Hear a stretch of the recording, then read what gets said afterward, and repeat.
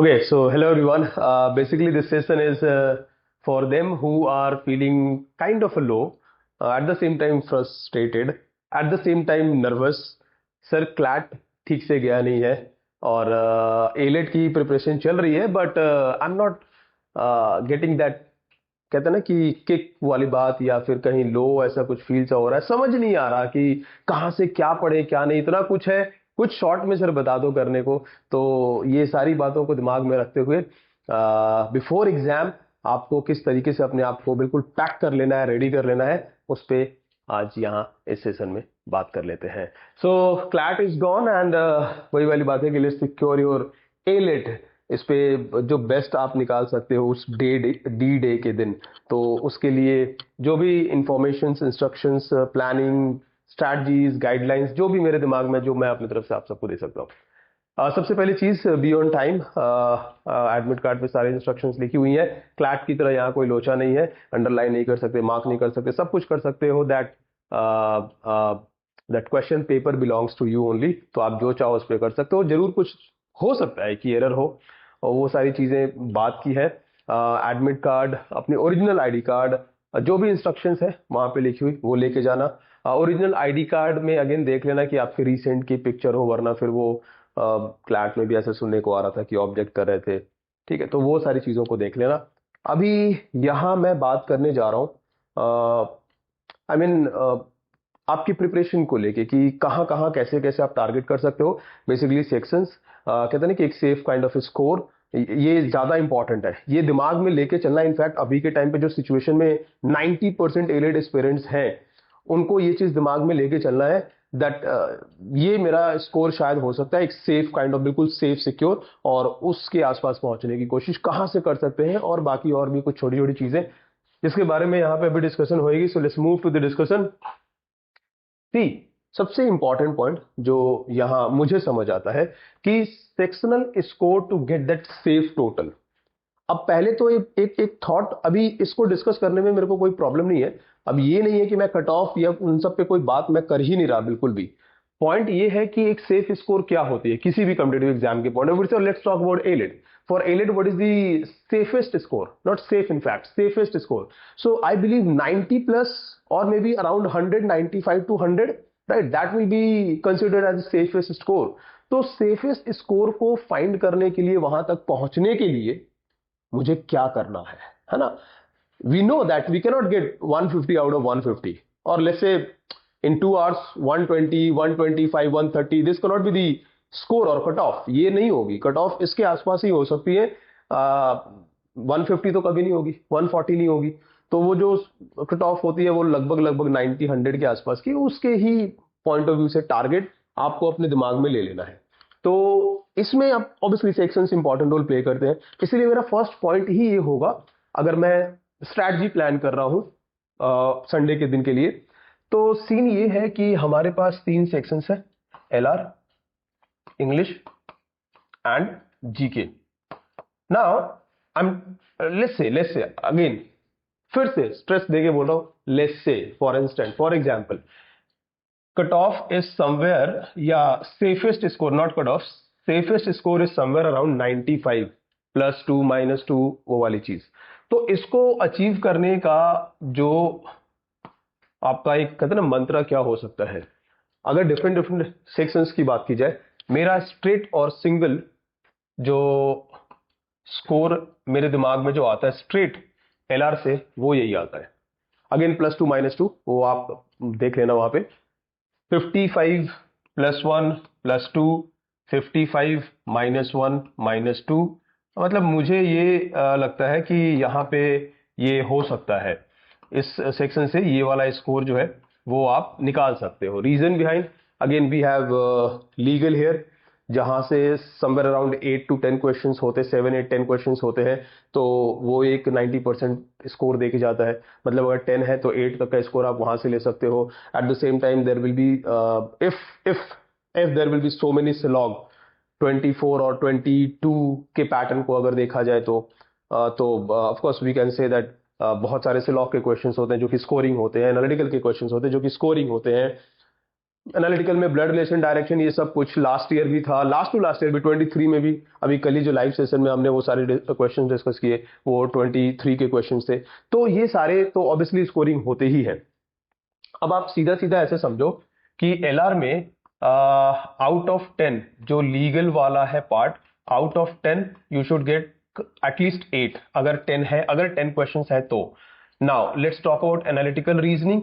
तो एनालिटिकल कम से कम मेरे ख्याल से 15 और 20 के आसपास तो होगा, जिसमें आई गेस अगेन 15 18 आप लेके आ सकते हो यहाँ पे। फिर लेट्स टॉक अबाउट सिलॉग।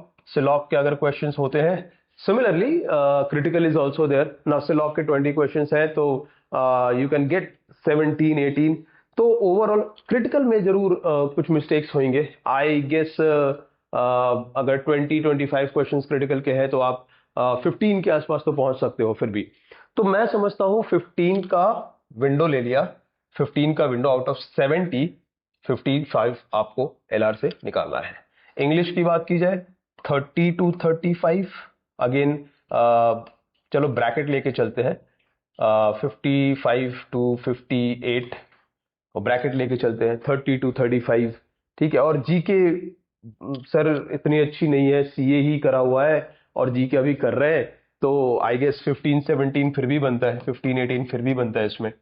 अगर मैं इनके लोअर लोअर रेंज को ही सिर्फ ले लूं तो आप देखो 55, 15, 60, 70 एंड 30, यही आपका ये 100 के आसपास का स्कोर दे देता है। और ये सेक्शंस आपको पता है, यहाँ 70 क्वेश्चंस है, here we have 50 and here we have 30।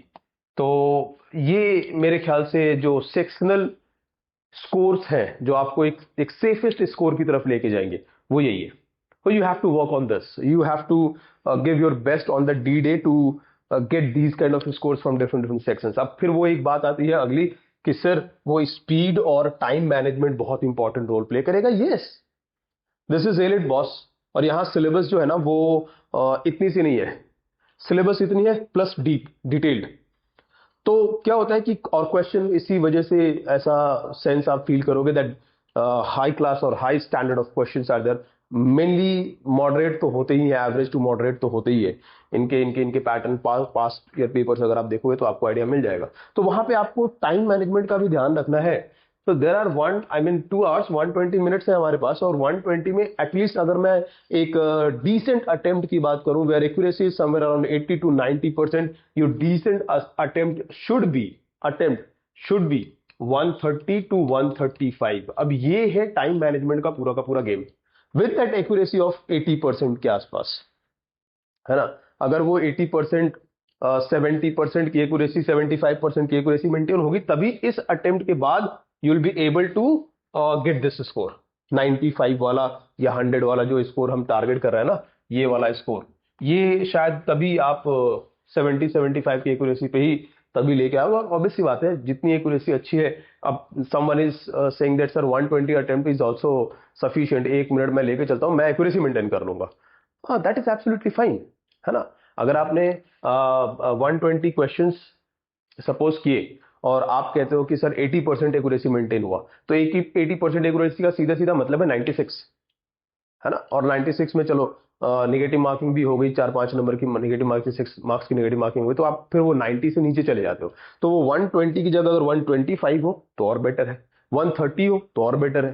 तो अटेम्प्ट जो है वो समहाउ अगर 90-95 के आसपास पहुंचना है तो दिमाग में रखना पड़ेगा कि ये हमारा एक अटेम्प्ट होना चाहिए विद दैट 70-80%, 80% वाली एक्यूरेसी, तभी जाके आप उस स्कोर के आसपास। तो ये सारी एनालिसिस जो है ना, और ये सारी फ्रेमिंग जो है, you have to be ready for this before exam. और इसीलिए मैंने कहा भी था कि 1-2 मॉक, अभी कल हमारा भी एक मॉक हो रहा है, तो 1-2 मॉक आपको पहले से दे लेना है, दे के फिर आपको अभी इस वीक में देख लेना है कि कहाँ मैं हूँ, किस जगह पे हूँ। So time management will play an again important role.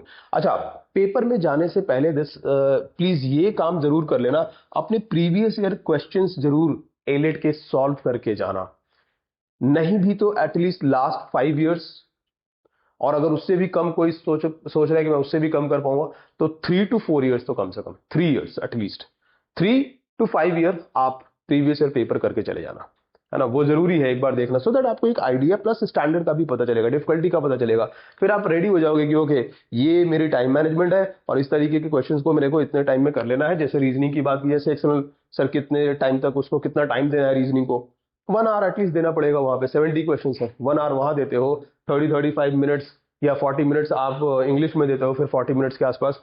अब 40 क्यों, वहां 45 भी दे सकते हो इंग्लिश के अंदर। 45 मिनट्स अगर मैं टाइम के पॉइंट ऑफ व्यू से बात करूं, सी हियर अगर मैं ये एक डिस्कशन दे दूं टाइम में, तो एलआर के अंदर you can have that 60 minutes.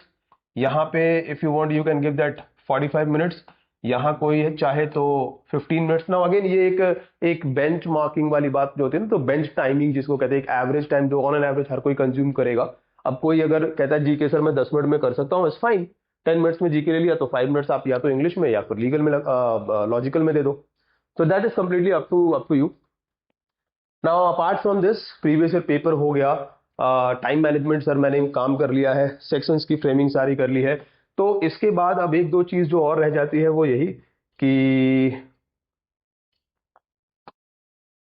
Elite है, सरप्राइज करता है एलिट। जैसे अगर आप 2022 के पैटर्न को देखो या 1 देखो और फिर एकदम से 23 देखो, फिर 24 देखो, तो 23 एक अलग पैटर्न के साथ आया था।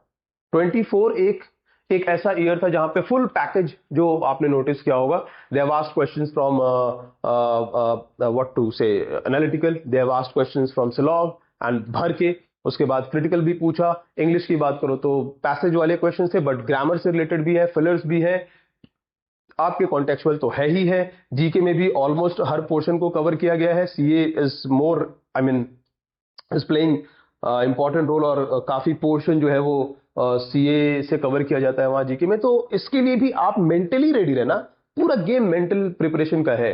2023 का जो पेपर था वो क्वेश्चंस वहां पे थे वैसे एवरेज ही, बट एकदम से जो क्वेश्चन पूछने का तरीका था, there was one passage and based on that passage they have asked English as well as reasoning. तो बहुत सारे स्टूडेंट्स को ना दिक्कत आने लगी कि ये क्या हुआ, ये किस तरीके का पेपर बना दिया आईलेट ने, जबकि पेपर ऐसा इतना भी डिफिकल्ट नहीं था। कट ऑफ ठीक ठाक तब भी गई थी 83-84 के आसपास, राइट। सो सरप्राइज कर सकता है, so mentally you have to be ready. See यहां अगर मेंटल प्रिपरेशन की बात की जाए ना, तो वो नेगेटिविटी आपको आपके दिमाग में नहीं आनी चाहिए, जो मैं आगे वाले पॉइंट में यहां मैंने लिखा भी है। सरप्राइज होते ही जो पेपर की बात करूं, जैसे कुछ अलग सा दिखा तो आप सरप्राइज हो गए। अब सरप्राइज हुए तो नर्वसनेस आ गई, नेगेटिव थॉट्स आने लगे एकदम से। अब आप मतलब you are not able to get through, right, you are not able to solve even question जो वहां पे आए हैं, उनको आप सॉल्व भी नहीं कर पा रहे हो, दिमाग भी नहीं लगा पा रहे हो, सोच भी नहीं पा रहे हो। वो चीज से फिर कहीं ना कहीं जो होने वाले क्वेश्चंस होते हैं या जो चीज हो सकती है वो भी खत्म हो जाती है। तो आपको इसके लिए रेडी रहना है मेंटली। एक फ्लो का पैटर्न आया, वेल एंड गुड, कुछ चेंज हुआ तो भी I am okay, I have to, I have to be ready for that, उसके लिए। सो नेगेटिविटी, अब अगली बात यही है, वो मेंटल प्रिपरेशन वाली बात है, negativity should not be there. Nervousness नहीं होनी चाहिए पेपर में। मैं हमेशा बोलता हूँ ये सब साइकोलॉजिकल फैक्टर्स जो है, and after CLAT I have talk to so many students, and उनमें से बहुतों का था ये कि सर वो चीजें तो इम्पैक्ट करी गई पेपर में। तो इसका फिर आपको ध्यान रखना है कि एलिट में ना हो ऐसा, right. You have to be mentally strong, और उसके लिए कुछ नहीं, आपको बस सोचना है। आपको 1-2 दिन पहले, अभी पेपर 2 दिन में है, तो उसके पहले आपको बस अपने आप को मेंटली रेडी करना है, थोड़ा रिलैक्स होना है, मेंटली रेडी करना है, थोड़ा रिलैक्स होना है, रेडी होना है, बस। और कुछ करते नहीं है इसमें, इसके लिए कोई मेडिसिन लेने की जरूरत नहीं होती किसी को। एंड सबसे इंपॉर्टेंट बात, ये मेंटल प्रिपरेशन जो है ना, और मेंटली इंसान रेडी भी कुछ इस पॉइंट के बाद हो जाता है, जो मैं हर लास्ट मोमेंट वीडियो में कहता हूं पेपर के पहले। आपके दिमाग में ये चीज होनी चाहिए कि ये एंड नहीं है ना। अभी मॉक्स में आप इतना रिलैक्स क्यों रहते हो, क्योंकि आपको पता है संडे को फिर से आने वाला है, और नेक्स्ट संडे फिर से आ जाएगा। तो इसीलिए शायद वहां पे आप मेंटली रेडी भी रहते हो, और वो फाइनल नहीं है। यहाँ दिमाग में चल रहा है कि यार ये फाइनल है, अब इसके बाद कुछ नहीं है, इसके बाद भी अभी बहुत कुछ है। So it is not like कि यहाँ एंड हो गया। अभी there are so many colleges, good colleges, बहुत सारे ऑप्शंस हैं लॉ के अंदर ही। लेकिन ये थॉट दिमाग में लेके आनी होगी कि ये एंड नहीं है, अभी आराम से ठीक है, अभी और कुछ भी हो सकता है। लाइफ एंड नहीं होती, कहानी खत्म नहीं हो जाती, उस तरह की कोई चीजें नहीं है। बस थॉट दिमाग में ये रखना कि जो आप कर रहे हो उसमें आपको उस दिन बेस्ट करके आना है। और with this note I just say all the very best to all our parents. कहीं ना कहीं our best wishes are with you. CLAT जैसा भी हुआ हो, प्लीज उसके प्रेशर से निकल जाओ और आगे ये एग्जाम में अपना बेस्ट करके आओ। बिकॉज अगर बेस्ट किया है तो अल्टीमेटली रिजल्ट भी, जो कहते हैं ना कि वो जो प्रोसेस है उसका आउटकम बेस्ट ही होगा। So all the very best, take care.